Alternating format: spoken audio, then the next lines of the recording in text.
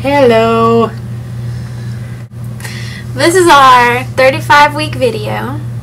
We've made it this far.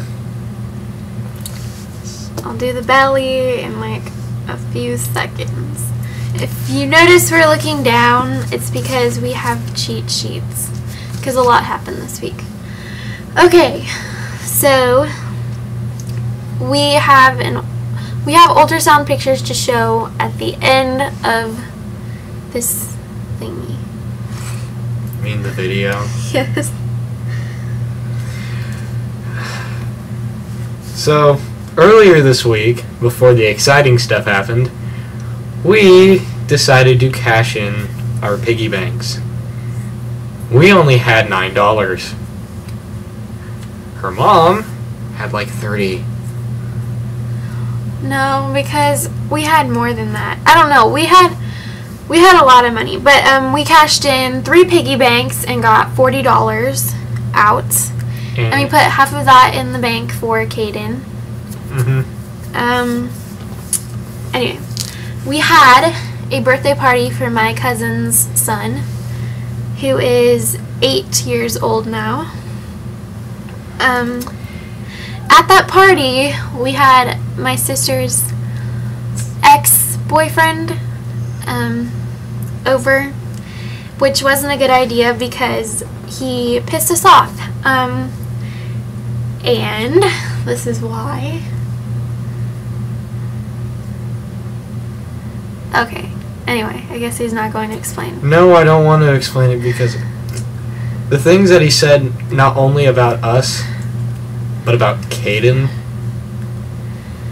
he better be lucky that we're both 18. That's all I'm going to say. What he's meaning is, this boy, I'm not going to mention names because that's kind of You've just mentioned immature and rude. No, I didn't say his name yet. Whose name? I'm not saying. Anyway, he said that Caden was going to be ugly like us, and said a bunch of other very rude things about us. But I'm telling you this because I want everyone to know that being a teen parent is not easy. People judge you. I mean, people always judge you, but they judge you even more when you have a big belly and you're a teenager. So, anyway. Oh yeah, okay. Speaking of my belly, I'm supposed to do that right now. Okay, this is my 35-week belly. It is big and round and huge. And I think it grew from last week. Okay. It's always growing because he's growing. I know. Okay, so, anyway, 2 days ago, on Monday night, that was yesterday. No, that wasn't. Yes, it was. It was yesterday. Okay. Do you want me to go with the notes this time? What day was it? I thought it was Monday. It was Monday, which would not be yesterday. Oh, okay. Yesterday night? Yeah, yesterday night. You mean last night? Last night. Anyway, last night, I went to the bathroom, and I felt 2 gushes. Like, I'd gone to the bathroom, and then I felt 2 gushes. So, guess what I get told? Hey, Bryce, I think my water broke. So, yeah, we went to the hospital and were admitted at 9:30 p.m. We got taken to the room. We got the usual BS that they do, which is ask questions, get her in the gown, get her in the bed, blah, blah, blah. They said that they were going to do an AmnioSure, and they did, and that came back. Anyway, to explain what an AmnioSure is, for those of you who have no idea. An AmnioSure is a test that tells if your water broke or not. So they basically stick a cotton swab in your hoo-hoo. Yeah, and it sits there for 60 seconds, and then they take it out, and they put it on this little stick thing that goes up in it, and if it's positive, you have 2 lines. If it's negative, you have 1 line, kind of like a pregnancy test. So, they had a really faint positive that they had to ask like 3 people to see if it was actually even positive at all. And then they called in the doctor, who said, yeah, I think this might be positive. So I did not like this doctor, and neither did she, and we'll explain later why. Yeah. There were other tests done after this marvelous amniature. We had another amniature, and then we had a ferning test. Now what a ferning test is the reason why they call it a ferning test is if your water is broken, they take another little cotton swab thingy, they wipe it on a little slide, and they see if there's little ferns, and if there's a little fern pattern, if you know what a fern looks like. I don't even know what a fern looks like, but whatever a fern looks like, that means that your water is broken. If it doesn't show the pattern, then, well, your water didn't break. Yeah. Anyway, and then they did a pH test and a nitrogen test, and I don't know much about those because this was the first time that we ever had these done. pH test is water, dear. The differences in water or something like that, and then the nitrogen was on a litmus paper, and they wiped it on the litmus paper, and if it turns different color, then I guess that means that there's nitrogen or something like that. There's something. Anyway. Comment on that below if you know what that means. We have no idea. So. But, anyway, the results of those. The second amniature did not have a faint positive line, which is actually what has happened the past 2 times that I've been in the hospital. They thought my water broke, and they had a false positive, etc. Anyway. 0 for 1. Anyway, the ferning test and the pH test came back negative as well. So that's... But the nitrazine was a positive test, which is the one that changes color. And it can also change color because you have a UTI, a urinary tract infection. So they did swabs for that to see if that's what I had, which came back negative. So anyway, they also checked me when they were doing those tests to see how far dilated I was. And if you guys remember, I was 2 to 3 centimeters dilated last time they checked me, which was at like 31 weeks. She's at 4 Stop, centimeters. not yet. Oh. I was 2 to 3 centimeters dilated and 70% effaced. 80%. The last time I was at 70. Oh, right, okay. I was at 70% effaced. Really now that he's told everybody everything that I am now. I am now 4 centimeters dilated and 80% effaced. I've had a long day, so you know what? Cut me some Okay. slack. I'm running on 4 hours of sleep. She's running on like 7. Anyway, so they freaked out and they thought that I was in labor, but it turns out I wasn't, because when they checked me again, I hadn't dilated anymore. So, they told me they were going to keep me because the tests were inconclusive, which means that they had no idea if my water broke or not because their tests were all screwing up and being stupid and having false positives and crap. So, I got this. anyway. Okay, so after all this, the doctor was basically, okay, doctors really like to over-exaggerate. You put this first. Go from the top. This happened In order. before. In order. This happened before. Okay. Okay. Okay, fine. anyways, Okay. after all of this was done, they tried to put an IV in her because they were telling her, oh, you need antibiotics because we don't know if your water is broken, because even though 3 out of 4 tests that were more likely to be right than the last test said that you weren't, we're still going to put antibiotics in you anyways. Now, if you have not seen her previous videos of being in the hospital, Rebecca does not like IVs. She absolutely hates them. Because they never get them in right. Because she I have very small veins and they roll. A lot. So when they tried to put the IV in, they poked the vein, and then after that, the nurse missed the vein when she tried to push in further. So the next thing you know, she pulled it out, and oh, what happened? Well, I started crying. She started crying. I was so pissed off. And she was very, very angry, and I've never seen her like that angry. Well, I have, not to the point of where, like, she was, like, crying to where her stomach started hurting and stuff.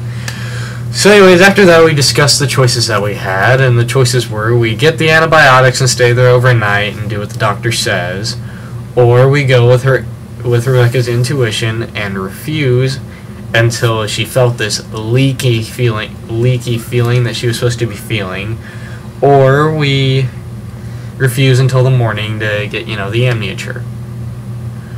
So, next thing you know, the doctor came back in after we had this discussion and basically told her that, you know, in doctor terms, that you're making a horrible choice, you're going to be a bad mom if you do this, blah, blah, blah, you're making a selfish choice, blah, blah, blah. That's why I do not like this doctor. So, after we learned all the options from the doctor, we were really upset again because we just kept thinking about it and it wouldn't go away really. So we finally decided, after a little more emotion that came out, which is perfectly okay, but after a little more emotion came out, we finally decided to have her mom go ahead and tell the doctor that we would like to go home since we're not taking the antibiotics. Well, you know how doctors are, so they decided to make a compromise. And of course the compromise is what we first offered, which is completely stupid. They're like, well, you're less likely to get an infection here, so we want you to stay here. So again, we stayed. And we stayed until about 6 o'clock in the morning. And Rebecca and I stayed up till about 5 o'clock trying to find something to do. So we ended up sleeping an hour, and then we woke up at 6 a.m. and did all 4 tests again. Now, all were negative except the false positive amniosure again. Which obviously, I mean, it's been doing that now. This is like the 6th time that I've had a faint line that they have to ask like 5 people to see if it's actually there. Anyway, I was still having contractions, but no pain. It was just tightening. And I was still dilated to 4 centimeters and 80% effaced. So, they ended up deciding that I was going to go home. Anyway, why I get the false amnios. We found out that I am 1 in a million. It is very rare, but I have some kind of something like blood or something in there that makes it so it gives very faint false positives. So now that we know that, next time it happens, hopefully I won't have to stay in again. And then after that, which was what she wasn't going to say, we got strawberry donuts, we went to Lamar's, we pigged out on everything we could possibly find. 'Cause they would not let me eat in the hospital or drink anything because there's a possibility that I could be in labor. You drink water.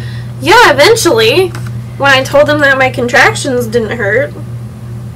Anyway, Anyway, we got an ultrasound while we were there, and the lady was really nice. And she gave us pictures and something else. No, she just gave us pictures. No, I mean something else happened in the ultrasound. I can't remember. Oh, yeah, this is the one thing that we forgot to tell you. The reason that we didn't leave earlier was because the reason we got this ultrasound was because of the AFI, which is amniotic fluid index. Because they still thought that since it was a false positive, that we were having a slow leakage somewhere in her amniotic sac, and it was just probably another excuse to keep her in. So they called up the ultrasound tech, and her name was, what, Julie, I think? Yeah.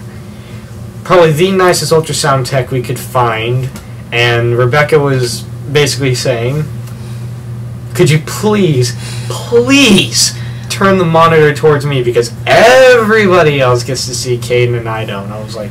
Well, because that's what they always do at the hospital, is I never get to see anything, and everybody's like, oh my gosh, there's his face, there's his hands, and I'm just like, I can't see anything. But this lady was very nice, and she turned it to me, and we got to see his face, because he's always looking straight up. He's never faced towards my back, he's always faced towards the front. And his eyes were sometimes wide open, and it just looked like this. He was blinking a lot, and he stuck out his tongue at us, and he was opening and closing his mouth, and he has hair, which we think might be curly, but yeah, we're not sure. I think it is, though. Wait, how could we tell that there was hair? Do you have the picture for that? No, she didn't give us the picture of his hair. But it was so cute. He does have hair, though. She could definitely see it. And he finally grew into his boy parts. Mostly. And, what else? Oh, he has cute little long eyelashes. And... That'd be me. Yeah, he's adorable. Here's some of the pictures. Here's a picture... Oh, God. Okay. Here's a picture of his hand. And here is a picture of his profile. And here's picture one of his face. Don't be frightened. He looks creepy. And here's picture two of his face. Okay, the sad thing is, we actually thought that our baby looked like an evil clown. I don't know what it is about the ultrasound, but when he's facing straight forward, he has these big holes for eyes and this big hole for a mouth and the hole for a nose, and then he's got these fang-looking things. I don't know. It just looks creepy to me, but... We have a Twilight baby. Yeah, anyway. But that's all the exciting news for this week, and... It only took us about 18 minutes. Yeah. So, sorry it was so long. I will be making a hospital bag video for both Caden and I whenever I do that. Maybe tonight, later on or something.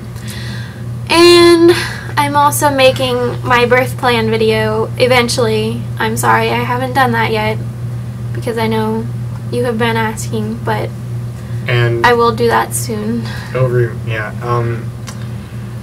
I guess I've been told that I need to make more videos because I've gotten a lot more followers for some reason, but half of the videos that were made on my YouTube channel were from her, but I will start making more YouTube videos again and do more about teen dad, I don't know. What he goes through and how it affects him emotionally and all that fun stuff.